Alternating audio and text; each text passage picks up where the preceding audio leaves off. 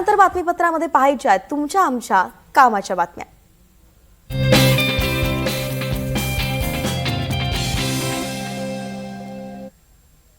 वर्सोवा ते घाटकोपर दरम्यान धावणाऱ्या मुंबई मेट्रो वनचं प्रवासी थेट व्हॉट्सअपद्वारे ट्रिप पास आणि स्कोअर व्हॅल्यू पास खरेदी करू शकणार आहेत। मेट्रो वनच्या प्रशासनाने डिजिटल पासची सुविधा उपलब्ध करून दिलेली आहे। गुगल वॉलेट आणि ॲप वॉलेटवरती डिजिटल पाससह उपलब्ध असणारा हा देशातील पहिला मेट्रो पास ठरलाय आणि या सुविधेमुळे प्रवाशांना आता तिकीट खिडकीवरील रांगेत उभं राहण्याची गरज नाही।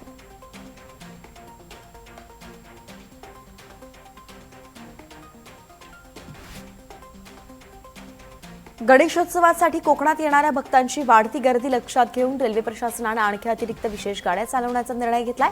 यापूर्वी 8 ऑगस्ट 2026 ला जाहीर करण्यात आलेल्या विशेष गाड्यांच्या व्यतिरिक्त या अतिरिक्त 16 फेऱ्या चालवल्या जाणार आहेत।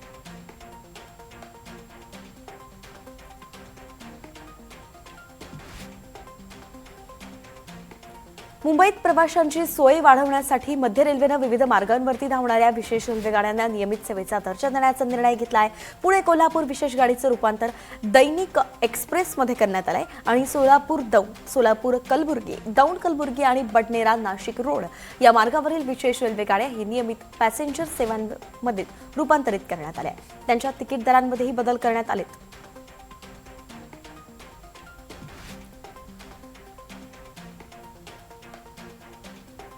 उद्या मंगळवारी संपूर्ण शहराचा पाणी पुरवठा बंद राहणार आहे। नाशिक शहरात एकाच दिवशी 17 ठिकाणी अत्यावश्यक दुरुस्तीची कामं करण्यात येणार आहे। पूर्व सिडको, पंचवटी आणि सातपूर विभागात विविध कामांचा समावेश यात करण्यात आलाय आणि या कामांमुळेच बुधवारी सकाळी सुद्धा कमी दाबानं पाणी पुरवठा करण्यात येईल।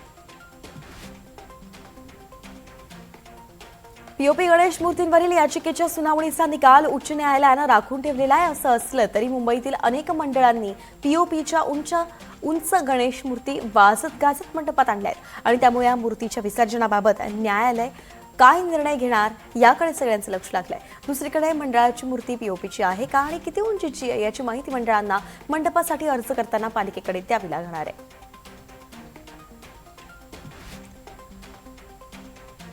तर आपण पाहतोय गणेश आगमनाची सगळ्यांना चाहूल लागलेली आहे। अनेक मोठमोठे गणेश मंडळ आता मुंबईमध्ये आपले गणेश मूर्ती आणतायत, त्यांचं आगमन सोहळे देखील आपण पाहतोय आणि अशामध्ये पीओपीच्या या उंच मूर्ती आहेत। मात्र जेव्हा यांची नोंदणी करायची आहे आपल्या मंडळांची त्यावेळी या पीओपीच्या आहेत का, त्यांची उंची किती आहे हे सगळं सविस्तरपणे या मंडळांना सांगावं लागणार आहे महापालिकेला। तर राज्यात गेल्या काही दिवसापासून सुरू असलेल्या पावसाचा जोर काहीसा ओसरलाय। कोकण आणि मध्य महाराष्ट्रातील घाटमाथ्यावरती पावसाच्या सरी कायम आहेत। पुणे, सातारा, कोल्हापूर आणि नाशिकच्या पश्चिम भागात दमदार पाऊस होतोय। धरणांच्या पाणलोट क्षेत्रामध्ये पाऊस सुरू असल्यानं आवक कायम आहे, तर अनेक धरणांतून पाण्याचा विसर्गही सुरू झालाय।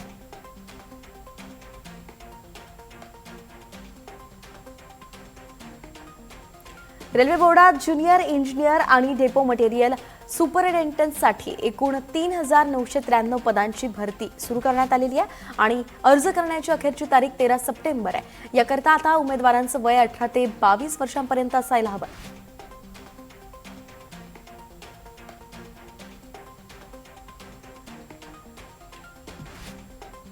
परीक्षांचं हॉल तिकीट तयार करण्यासाठी अपार आयडी अनिवार्य करण्यात आलाय आणि हे आयडी नसल्यास विद्यार्थ्यांचे हॉल तिकीट तयार करता येणार नाही असा निर्णय जो आहे तो मुंबई विद्यापीठाने घेतलाय। ज्या विद्यार्थ्यांनी अपार आयडी तयार केलेला नाहीये किंवा अपार आयडी, एबीसी आयडी लिंकिंग अथवा आधार प्रमाणीकरणासंदर्भात अडचणी येत आहेत त्यांच्यासाठी विद्यापीठानं 19 आणि 20 ऑगस्ट 2026 ला शिबिराचं आयोजन केलंय।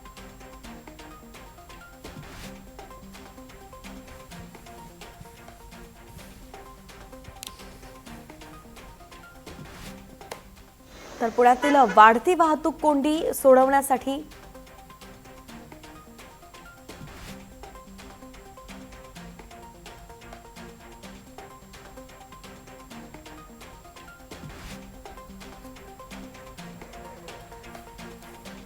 हॉल तिकीटसाठी अपार आयडी आता बंधनकारक करण्यात आलेली आहे। म्हणून अद्याप ज्यांनी कोणी अपार नोंदणी केलेली नसेल त्यांनी आपला एबीसी फॉर्म जरी लिंक केलेला नसेल त्यांनी लवकरात लवकर ते करून घ्यावं असं आवाहन मुंबई विद्यापीठाने केलं आहे। 19 आणि 20 तारखेला शिबिर खरं तर राबवलं जाणार आहे आणि यातून अपार आयडी शिवाय हॉल तिकीट मिळणार नाही असं सांगण्यात आलेलं आहे। राज्यातील प्रमुख शहरांचे पेट्रोल डिझेलचे आजचे दर काय आहेत हे पाहूयात.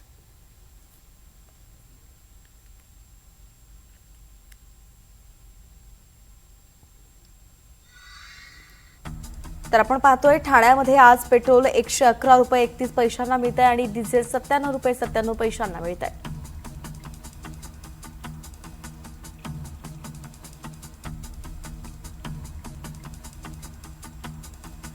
ठाण्याचे दर आपण पाहतोय. ठाण्यामध्ये आज तुम्ही पेट्रोल भरणार असाल, ठाण्यात राहणार असाल तर तुम्हाला 111 रुपयाला पेट्रोल मिळेल, तर डिझेल 97 रुपयांना मिळणार आहे. असेच काहीसे दर हे इतर महानगरांमध्ये सुद्धा आहेत.